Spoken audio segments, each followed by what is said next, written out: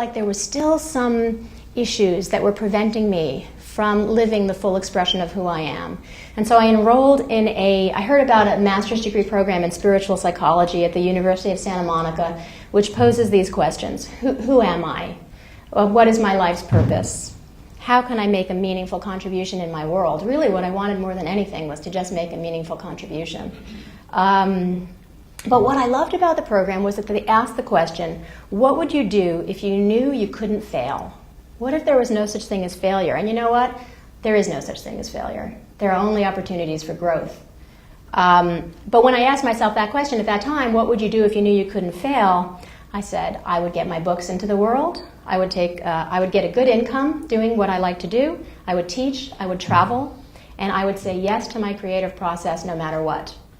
The other thing that I learned at USM was the importance of releasing judgments, becoming aware of whatever judgments that I was placing against myself and then releasing them. And I love this Rumi poem called There Is a Field. It goes out beyond ideas of wrongdoing and right doing. There is a field. I'll meet you there.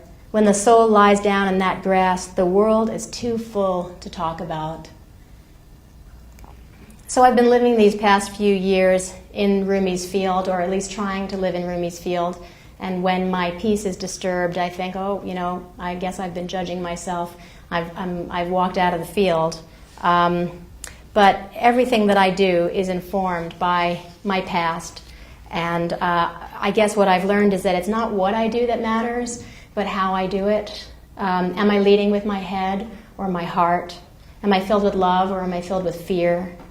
Am I calm or am I beating myself up? Am I waging war inside my own mind? Do I even know it? Am I aware of my thoughts? Am I nurturing myself? What am I creating? I also figured out that I don't have anything to prove to anyone, that we all deserve love and respect, that we are all spiritual beings having a human experience, and that life is not a test, that I'm not being graded, but that life is filled with lessons. And that's very exciting to me. The funny thing is that since graduating from USM, I suddenly feel successful. And I don't know if that's because, I finally, after all these years, got my poetry book in the world, or because a book I edited has recently won 3 National Book Awards, or because my clients and students are thriving. But I don't think it's really for any of those reasons. I think it's because I finally understood what real success is, which is deep connection with what I love and allowing myself, giving myself permission to be who I am under any circumstance.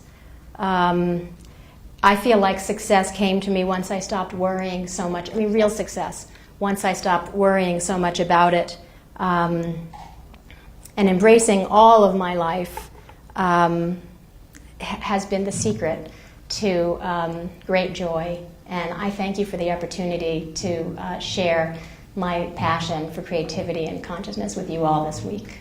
Thank you. So I think we're opening the floor to questions.